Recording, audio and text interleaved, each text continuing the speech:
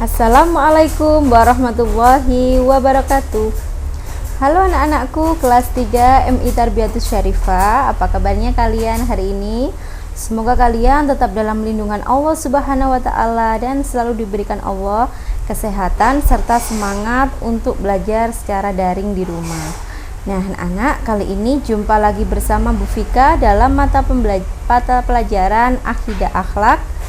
Kita akan belajar tentang bab adab bertetangga dan terhadap lingkungan di sekitar.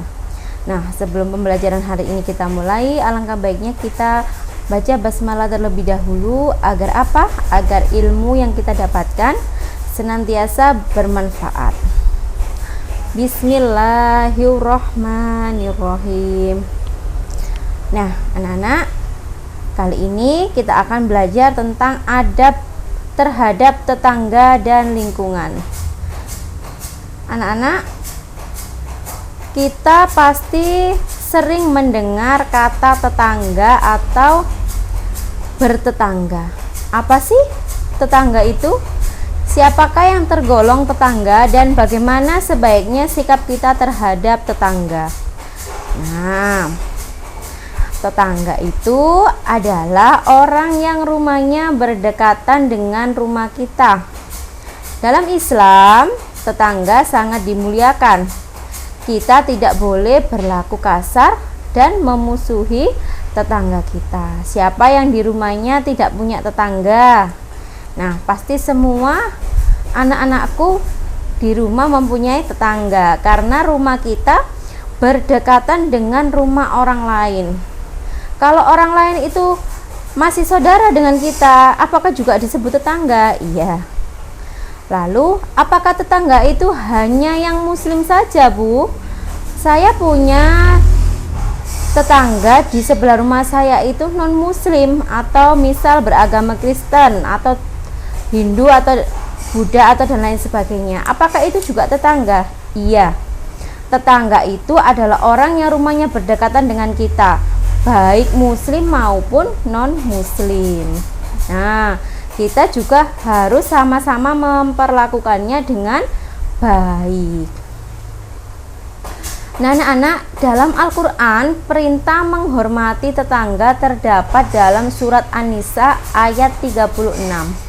Anak-anak bisa mencarinya di Al-Quran dan membaca terjemahannya, dan juga ada dalam hadis di bawah ini yang berbunyi, wa man kana yu'minu billahi wal yaumil akhiri wal yukrim jarahu, yang artinya, dan barang siapa saja yang beriman kepada Allah dan hari akhir, hendaklah ia memuliakan tetangganya. Di sini sudah jelas bahwa Allah itu menjelaskan yang beriman kepada Allah dan beriman kepada hari akhir harus memuliakan tetangganya.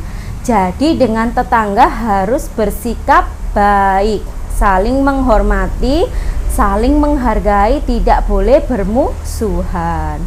Kalau ada orang yang bermusuhan dengan tetangga, nah, agar segera baikan. Karena apa? Karena Allah tidak menyukai orang yang bermusuhan dengan tetangganya.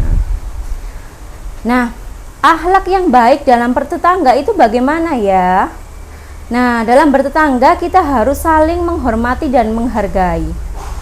Sikap tenggang rasa juga harus kita terapkan dalam hidup bertetangga.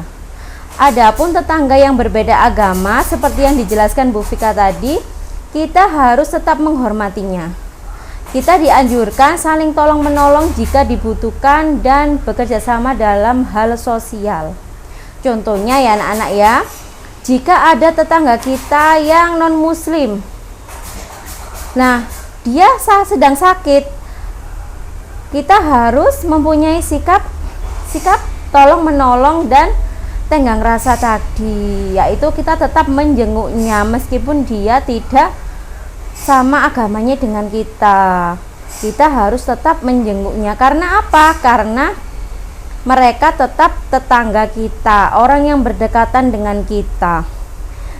Meskipun dia itu non muslim, kita harus tetap menjenguknya kalau dia sedang sakit, atau kalau dia sedang mengalami musibah. Nah, kita harus tetap membantunya. Karena apa? Karena jika nanti kita yang kena musibah, atau kita sedang sakit, atau kita butuh pertolongan, mereka juga akan membantu kita. Nah, tolong menolong dalam hal kebaikan itu hukumnya wajib dalam agama Islam. Apalagi tolong menolong dengan tetangga. Apabila hidup rukun dengan tetangga, maka kita akan merasa tentram. Beda kalau kita hidup bertetangga, tapi dengan tetangga kita itu saling bermusuhan.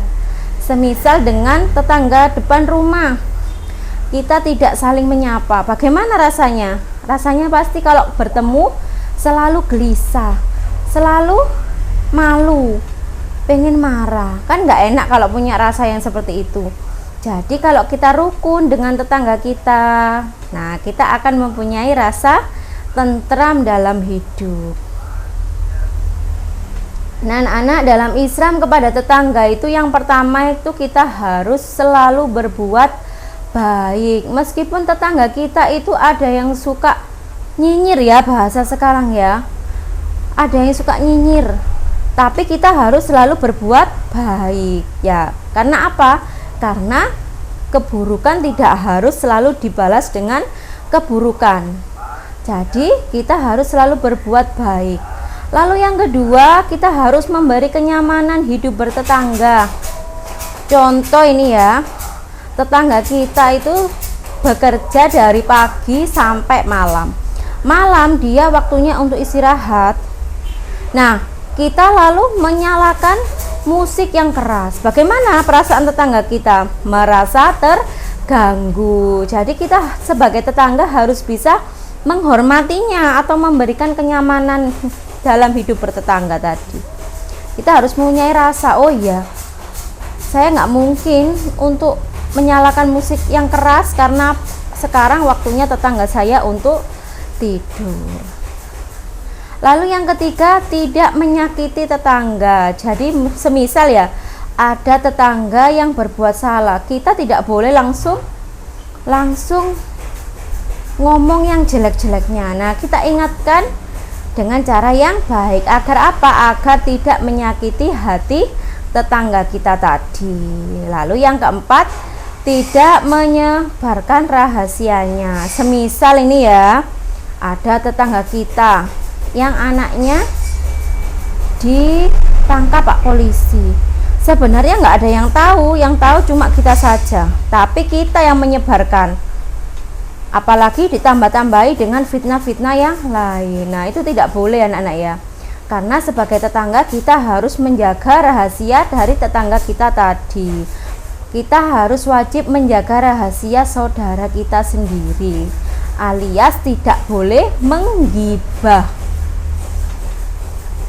Nah, selanjutnya yang kelima, dalam Islam kepada tetangga kita harus saling menasehati dan mengarahkan pada kebaikan. Nah, semisalnya ada tetangga kita yang berbuat buruk, semisal ya ini anak-anak ya, ada yang suka minum minuman keras, kita kan merasa terganggu.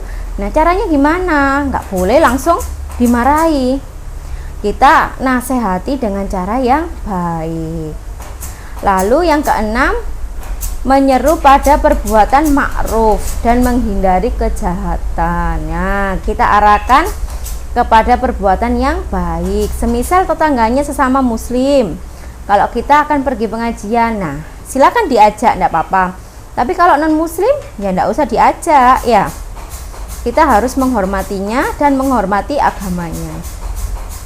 Lalu selanjutnya yang ketujuh, saling bersilaturahmi. Nah, anak-anak, sebenarnya ya, kalau dalam Islam itu, kalau kita hari raya kan kita pasti meminta maaf kepada maaf-maafan kepada tetangga kita. Yang perlu didahulukan adalah tetangga sebenarnya, bukan saudara yang jauh. Kita pulang kampung dulu, tapi tetangganya nanti setelah hari rayanya selesai. Enggak begitu. Sebenarnya tetangga dulu baru saudara yang lebih jauh. Karena apa?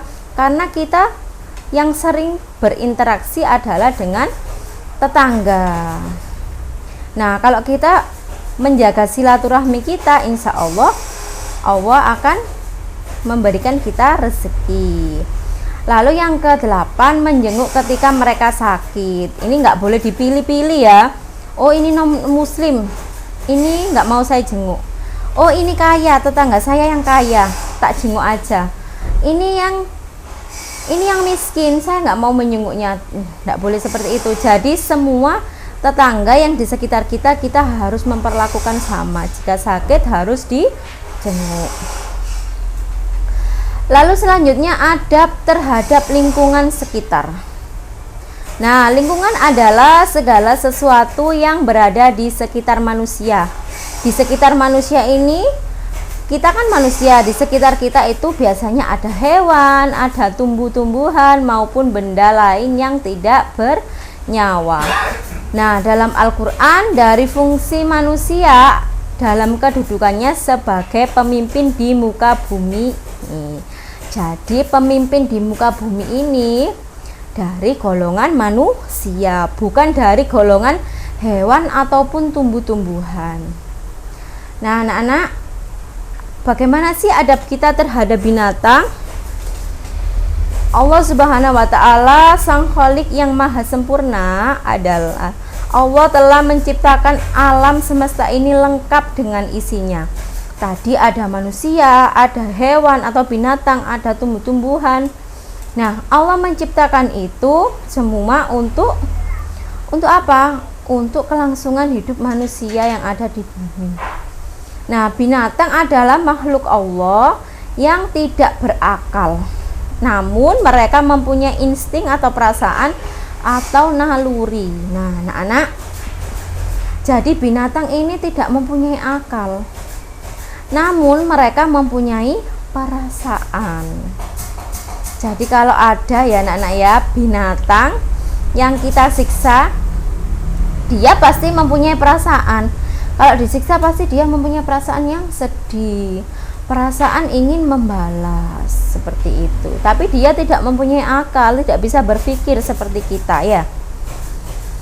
Nah, sebagai manusia yang berakhlak baik, kita harus menyayangi binatang. Sikap yang baik kepada binatang antara lain yang pertama, tidak mengganggu habitat atau tempat hidup aslinya. Semisal ya ini ya, yang di daerah Sumatera sana ada apa? Ada harimau Sumatera. Tempatnya di hutan, hutannya digundul semua. Lalu dia hidup di mana? Akhirnya dia menyerang kita. Nah, itu fungsinya kenapa kita tidak boleh mengganggu habitat atau tempat hidup aslinya. Karena dia akan merasa terganggu nanti. Lalu yang kedua, tidak boleh membunuhnya tanpa sebab. Semisal kita menemui buaya di sungai, buayanya itu tidak ngapa-ngapain, tapi kita langsung membawa tembak dan membunuhnya. Lah, ini tidak boleh, kecuali dia akan menyerang kita. Lalu yang ketiga, tidak membuat mainan dan memperlakukannya secara kejam atau diadu. Nah, kayak mengadu ayam atau mengadu hewan yang lain, itu adalah perbuatan yang tercela. Karena apa? Karena itu sama dengan menyiksa hewan tersebut. Lalu yang keempat, tidak memelihara satwa langka. Semisal harimau tadi, gajah, itu adalah satwa yang langka, yang hampir punah. Kita tidak boleh memeliharanya. Ada tempatnya sendiri, yaitu tempat penangkaran hewan langka. Nah, binatang di alam ini dapat memberikan manfaat bagi manusia, antara lain yang pertama, pasti dagingnya bisa dimakan. Contohnya ayam, sapi. Itu adalah binatang yang bisa kita makan dagingnya. Lalu yang kedua, tenaganya dapat digunakan untuk membawa beban. Contohnya hewan apa? Kuda bisa membawa beban. Manusia dimanfaatkan sebagai alat transportasi. Lalu yang ketiga, kulitnya dapat dimanfaatkan. Contohnya apa? Contohnya tas yang terbuat dari kulit buaya, atau yang terbuat dari kulit ular. Lalu yang keempat, tulangnya bisa diolah menjadi berbagai macam kerajinan. Nah, siapa yang pernah melihat kerajinan dari tulang hewan? Pastinya sudah pernah ya. Nah, anak-anak, cara memelihara binatang agar bisa hidup dan berkembang biak dengan baik antara lain, yang pertama harus kita beri makan dan minum. Kalau semisal contoh ini ya, Bu Vika memelihara kucing di rumah, kita harus memberi makan dan minum yang cukup. Tidak boleh menyiksa atau menyakitinya. Semisal kucingnya tiba-tiba dipukul, nah itu tidak boleh.